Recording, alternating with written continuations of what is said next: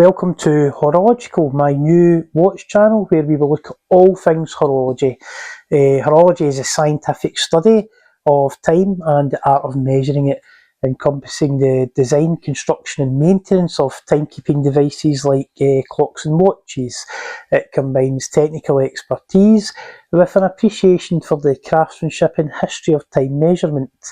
The term originates from the Greek words hora, meaning hour, and logia, meaning study of. Hang about till the end of this video and you'll hear my sign off for the first time. Complain in the comments if you never want to hear that again. My own introduction to wearing a watch was via a Snoopy Timex, just like this one, channeling my inner Kevin O'Leary at the tender age of 6 years old. Graduating onto a Casio F87W at 8 years old. Incidentally, Casio introduced the F-series watches in my birth year. This seen me through till the start of high school, where I tried a Sekonda kind of dive style watch for a couple of years. The marketing campaign for these watches was beware of expensive imitations. At the time it wasn't all bad, although its insides did resemble an H.R. Geiger creation, and its unreliability got me in first name terms with a local watchmaker. We'll save that story for a future video. My first encounter with a fully fledged mechanical automatic watch, it was peering in the window of my local jewellers. That jewellers was called Hudson's. This was our family jeweller. Before online shopping, quite often one local jeweller would supply engagement rings, wedding rings, random, questionable gift items at all levels of cost and quality for all members of the family.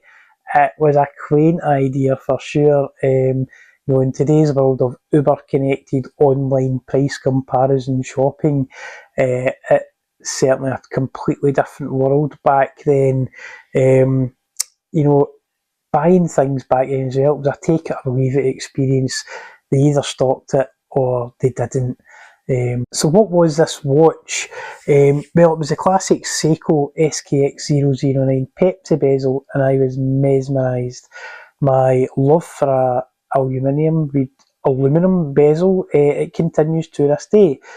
I've got a few ceramic bezels now, but those aluminium equipped pieces, they still absolutely resonate with me.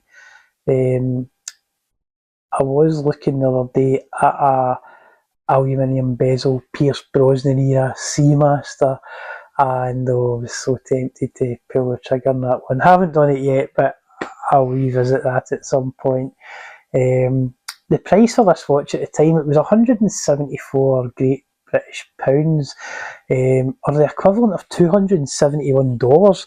Not an inconsiderable cost for the time, and it overpriced. Sans internet comparison age.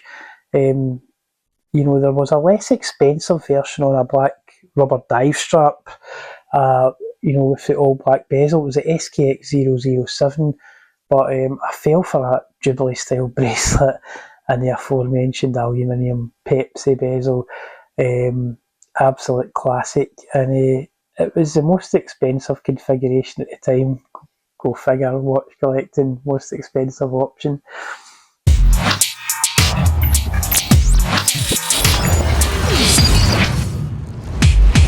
A couple of years later, after unfortunately losing my SKX at the Millennium celebrations, disaster, people were complaining that the Y2K bug, my own suffering, was the SKX missing bug. However, it led me into buying a Tag Heuer, my first Tag Heuer, and that began a kind of journey of buying and selling tag watches, returning to the start of the tag journey like an Escher design. It's been a recurring theme through my watch collecting journey, is that continually going back to things that have been before, maybe with a little twist, but that recurring theme. And going to watch meets and talking to other watch collectors, this is definitely a recurring theme with lots of us in the hobby. You buy a watch early on, you sell it, you lose it, whatever, you don't have it in your possession anymore. And later on, you seek that watch out again. You know, very reoccurring theme in watch collecting.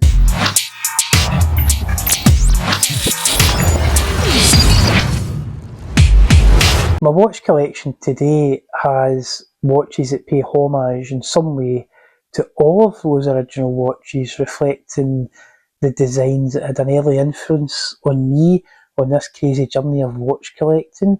You know, grab a Nuka-Cola and have a wander through the wild wasteland of some of my current collection.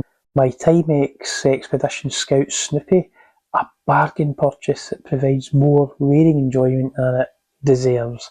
No red strap though this time, sorry Kevin. The Seiko 5 Sports SRPD 53, a direct homage to my long lost SKX. A Tag Formula 1 chronograph, yep, it's the Quartz one with the Ronda 5040D movement in it. But there's a bit more to it than that, especially, well, to me anyway. I've got a couple of Casios that probably deserve a future video of their own.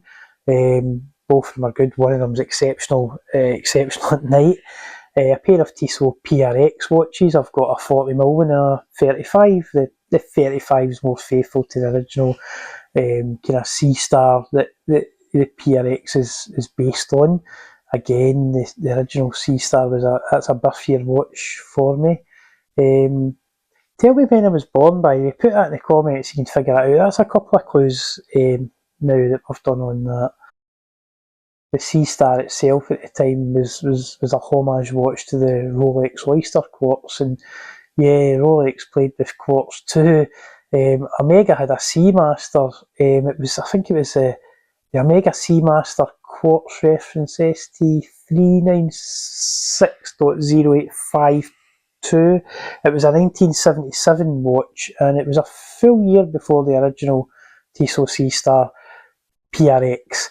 And the homage thing it's been going on for quite some time, and it will require a future video for a deeper dive. It's a bit like that Escher design again at Horology. It just keeps coming back round and recycling.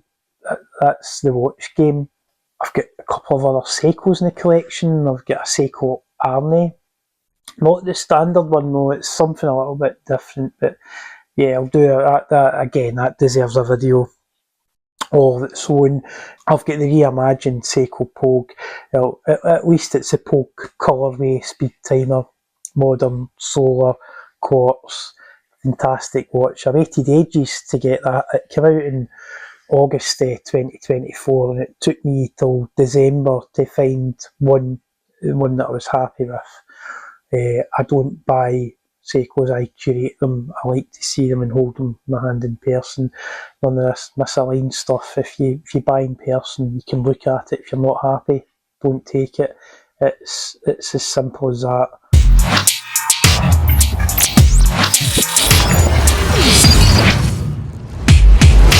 I've got a Panerai as well, an interesting watch. I've had a couple of Panerai over the years. One of them was a Franken watch, full disclosure Franken watch, but I loved it. Moved it on. I've now got something a bit more modern from Panerai. We can talk about that at some point.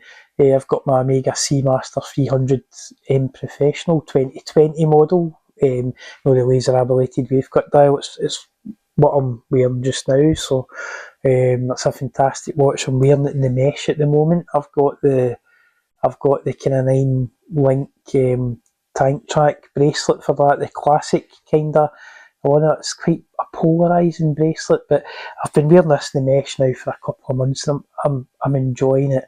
There's a big discussion there about whether the No Time to Die titanium watch in the mesh is worth the money.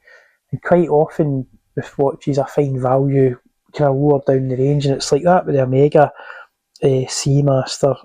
Just the basic blue on, blue bezel, blue wavecut dial version. That's the one for me, and I'm totally happy with that. Some beautiful little design touches, and that the little red end of the seconds hand, for example, just really sets that watch off. It's a fantastic watch.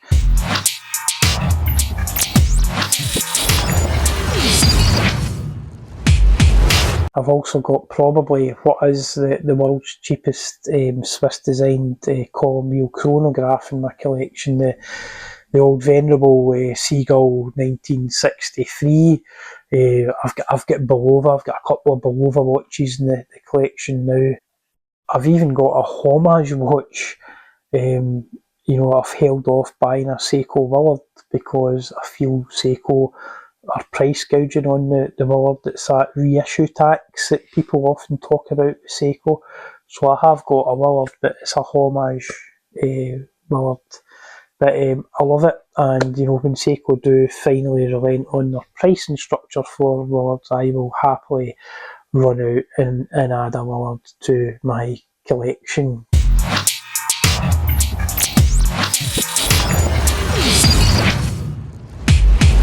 So if you like what you've seen and you want to join this Watch Idiot Savant on a wild wasteland journey through cost per wear, power reserve drift, diminishing returns, the odd bit of watch news, top reviews, possibly a Q&A.